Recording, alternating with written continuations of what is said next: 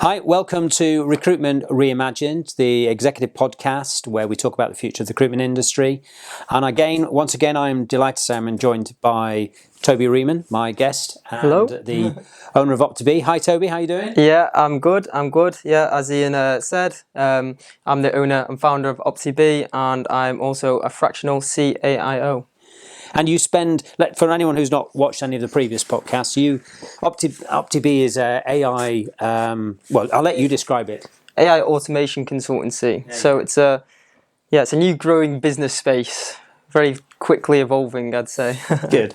And we're here today to talk specifically about the human side of this challenge, the human capital complex issues that are going to come out of AI, how that affects that. We're talking specifically about AI leadership. AI, massive topic. Yeah. Massive topic. And you, and Toby, for those of you who not joined us previously, Toby's been working as a recruitment consultant now for 2 to 3 years, and has been using AI personally over the last 6-9 months to automate his business. And he's about to go out on his own with his own business in that area to put into practice what he actually uses. But as we talked about in the previous episode, and rather than go over all of that, you are working 25% of the time to deliver the same fees. But coming back to the challenge of today, in your experience, from what is the human side of this challenge? What are the biggest issues that you notice when you're talking to your potential clients that you are working with as Op2B, and your candidates and clients when you're working as a recruiter yourself? Yeah, so when I go and speak to potential clients on the Op2B side, I essentially work with the founders of that specific company or the decision makers in certain areas, and I help strategize how AI should be implemented into their processes, where it can be implemented to offer help on repetitive and mundane tasks, and where it shouldn't be implemented, where the human element needs to stay in order for the business to function properly. And I think that's a big thing. So essentially I work with leaders within sort of companies and help strategize the art of possible. What's possible with this fascinating technology, and how they can actually go ahead and implement it into their tech stack, into their day-to-day workflows, without ripping the culture out of their actual recruitment business as well. In terms of automating things that shouldn't really be automated, and how we can actually make automations, if we are automating certain processes or augmenting them certain processes, how we can make them hyper-personalized. Hyper-personalized, well, I like that.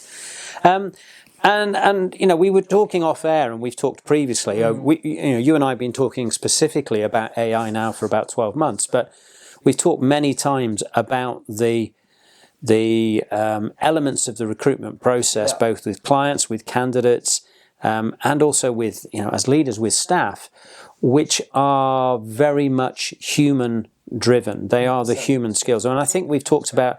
I said to you, it's generally becoming accepted that there are 10 areas that humans do better than AI, and certainly AI can't grapple with at the moment. I mean, obviously that brings me on to the leadership side of things, really, because that's a big area in recruitment. Obviously, that's an area that you sort of specialize in. Obviously, we've talked about things like data-driven decision-making and things like that. But, how do you see the sort of leadership side sort of changing, moving forward with this emergence of this amazing technology? I think the first thing I would say, Toby, to you is that the artificial intelligence revolution, which is what we're in, and there's nothing you can do about that, is demanding a different type of leader. And this kind of leader, and if I sort of, as an NLP master practitioner, I would what we call chunk it up. I'd go up to a higher level. I don't think it's just AI that's affecting this. I think it's the world we're in.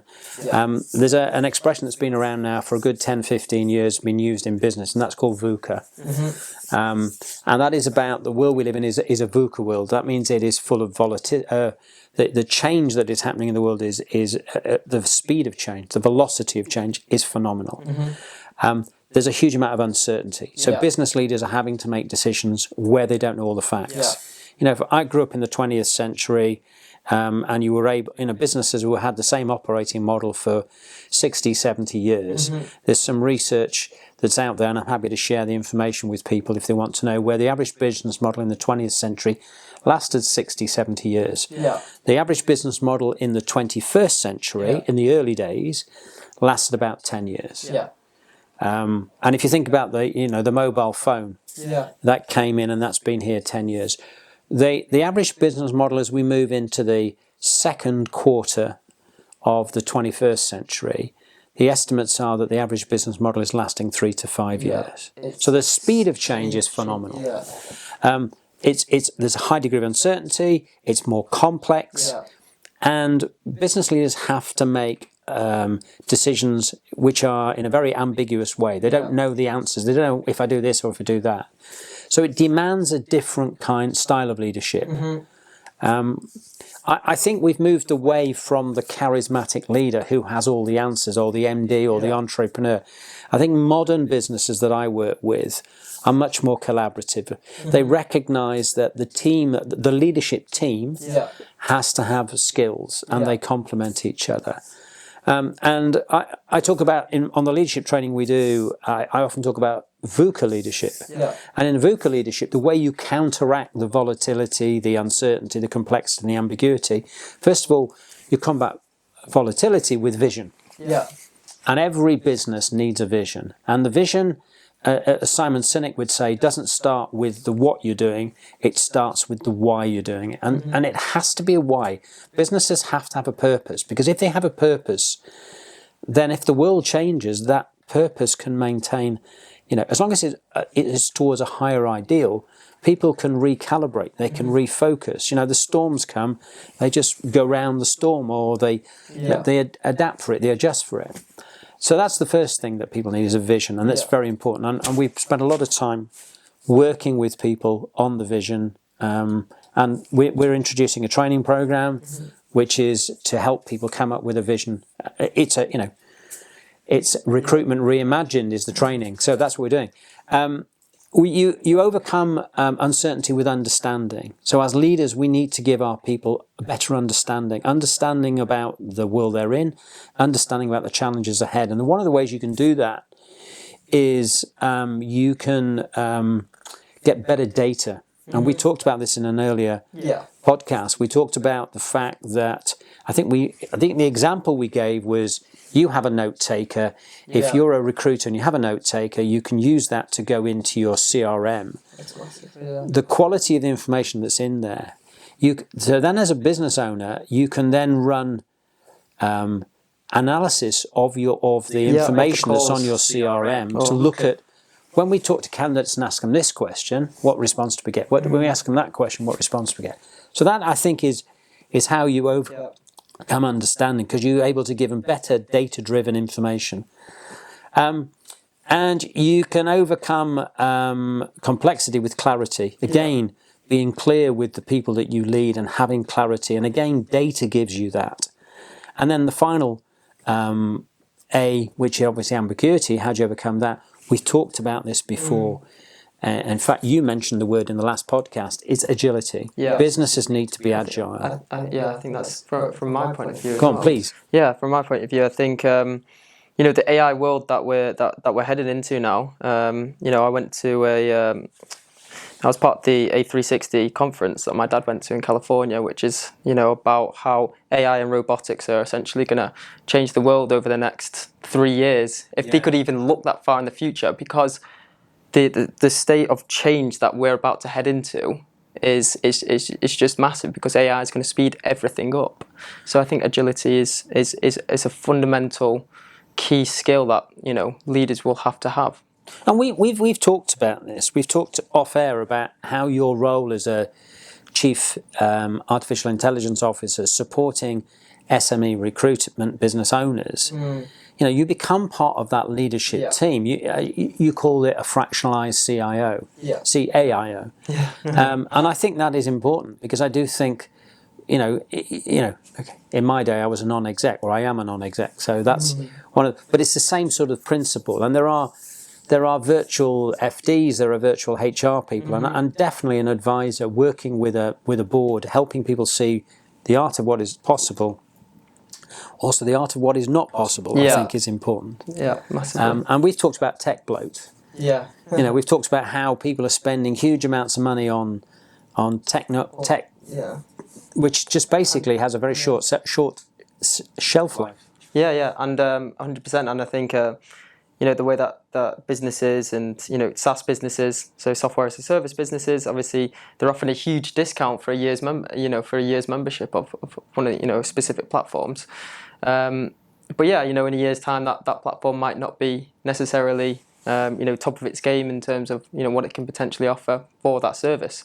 So yeah, I do think tech bloat is definitely going to become more and more of a almost a problem. So talk to me. You've been on some of this journey. Yeah. So do you feel, or do you feel you're using the same skills as a human today that you were using 3 years ago when you started in recruitment? Or do you feel that the emphasis on the human element as a recruiter, when you are in the recruitment space, when you're acting as a recruiter, is that the same as it was 3 years ago when you got AI, or does it put? So your shake of the head tells me no. Yes and no. I think. I think the key fundamental skills of being a recruitment consultant are still, the same in terms of you need to be able to learn how to speak to people, communicate with people, build relationships, qualify candidates and clients properly, understand people, obviously persuasiveness and skills like that. They're fundamental skills where you're actually interacting with a human, I think, are the same. But I think where I bring my difference in my space is actually the understanding around AI and how I can strategically implement it into my processes to make myself, or streamline my processes so it gives me more time to actually focus on where we as humans bring values to our clients and candidates. And this is fascinating because I think one of the things we've talked about, again, off air and with some, you've very kindly asked me to come with you and see some of your customers, which I found fascinating, is that is the human element in all of this. And it really comes down to that if you use the tech stack or you use AI in the right way, you're supporting yourself as a human. And I know you don't mind me sharing this because we've talked about it before, but you are slightly dyslexic. Yeah. And as a result of that, your brain capacity, when you're having to write notes or type notes, you're probably using a higher percentage of your brain capacity at the point you're doing that than a normal recruiter. But more importantly, every recruiter is distracted while they're making notes, and business owners will know this, is they're actually not making any. They're not making any notes. It's not going on the CRM. The number of, I would say, 99% of all of the recruitment business owners that I work with will complain constantly about recruiters not putting stuff on their CRM. And it was the same when I was at Hayes. Almost to the point where you say to a consultant, well, if you want the commission on that deal, you can't have it unless there is a candidate call, and ISO 9001 used to force that. But what we're saying is tech can do all that, because we talked about previously, and again, please go back and look at a previous episode, but you've talked about how a note taker can then take the information from the call and automatically be put straight into a CRM. So you don't have to do that. Yeah, I mean, it depends what note taker you're on and what your actual tech stack is. But from my perspective, I'm setting up an automation at the moment, which essentially means that when I come off a call, I can then email the transcript to a specific email address, and then that'll be caught by what we call a webhook, and then that'll be basically shot into the CRM, dependent on that candidate's name, And it'll either create a contact or it'll update a past contact. So it'll go ahead, it'll search for the contact. If it's not in there, it will then create a new contact, and then you'll know. So if we look at the recruitment process, there are a number of human touch points, aren't there? There is the talking to a client, taking a full job brief, understanding the need of that job, understanding why it's different, understanding the nuances. Mm-hmm. I can definitely say that as a experienced salesperson selling, and I used to sell managed service contracts worth millions of pounds to government departments, to customers, and that you've got multi-stakeholders, they've got different buying agendas, they've got different behaviours, and I know that having done my NLP just at the basic level, it gave me a huge understanding of the people I was selling to. Yeah. Those are skills that the average recruiter doesn't have, or if they have, they're very, very subtle, and they're not front and centre of the relationship. Now, what we talked about is that if all of the process that behind the scenes is being automated, then that puts greater emphasis on those human skills, which is most of which is driven by emotional intelligence. Yeah. So, first one being empathy. Being able to empathise with your client's challenges and problems. I teach SPIN, which is a sales technique which looks at clients focusing on their problems and the implications. You can't move to implications. You can't help clients in a consultancy sell if you don't understand, if you don't have empathy. And empathy is what's great emphasis on. And as MDs will know, as recruitment owners will know, a lot of recruiters, sometimes the best recruiters, are very egocentric. They focus on themselves and they're focused on driving the fee and putting a candidate in front of the client. Yeah. So this is actually pivoting that model, isn't it? Yeah, I think it is. I think again, it's putting more emphasis on, like we said, the human element, the calls, the speaking to people. Persuasion. Yeah, persuasion is a massive one. So yeah, I think you could look at it in a positive light in terms of it's going to allow your consultants and your consultants to have more time to work on that skill set, that fundamental skill set of recruitment, which is building relationships. Interesting point. Allows consultants to work on it. Hold that thought. We'll come back to that. So we've talked about some of the other tools. So we talked about empathy. Yeah. We've talked about emotional intelligence. Those are two qualities that AI at this point in time can't deal with. We talked about persuasion. Yeah. I mean, I'm not saying it can't enhance and support. Yeah. What we're talking about is where you've got ambiguity in a recruitment process. So a candidate, on the face of it, I mean, let me ask you a question. On the face of it, have you ever had a candidate who you believe, based on the facts that you've just presented them, the offer, the working environment and everything else, they should be saying yes to the job offer? 100%. Yeah. And they're not. Yeah. So that's using so AI can tell you, well, yeah, he's got more money, it's a better job description, it's got this, that and the other, it's closer to home. So why is the candidate saying no? Yeah. That's something that we as recruiters, good recruiters, know it's an emotional question. How do you get under that? Yeah. And using your AI, can you ever see AI stopping that happening, or is that something that's going to be with us for some time? No, I think I think that's going to be with us, for some time. Again, I do think I don't think we will lose that human element of things, at least for a long time at the moment. I mean, from a call perspective, I think what we're seeing is what we call voice agents. So AI that can actually... This is another one, a voice agent. Yeah, it's AI that can actually go ahead and make calls, and it can receive inbound calls as well. I think it's a great use case for things like dentistries when essentially the assistants at the front desk don't have the time to take the call. And then you can go ahead, call up, and you just need to book in an appointment. But the AI will then, answer the call, and you're happy for the AI to answer that call in general, because you just want to book an appointment, right? And then that can then go ahead and very quickly find, the actual appointments that, are free, and it can go ahead and book that appointment in. So it's a voice activated agent. Yeah, so it's like a phone call. So and it will sound very human. Yeah, I think I've had one or two of those. Some of them are good, and I give you that. And as you say, your example of setting them an appointment with a dentist, very easy one. And it's a great use case, I think. When Tesla used them to diagnose what's wrong with my car, I'm not as impressed. Or with Sky, when I had an issue with Sky on my mobile recently, and that I was getting more and more frustrated. Well, so I can 100% understand where you're coming from, but as we're seeing with this technology, it's gonna improve. It's gonna get better. But yeah, from my perspective, from the AI side of things, and coming from a recruitment background myself, I think the human element it's so key, because you want to be talking to a human to really understand. As I said, the emotional intelligence, the persuasion side of things, they're fundamental key things that we need in the recruitment process.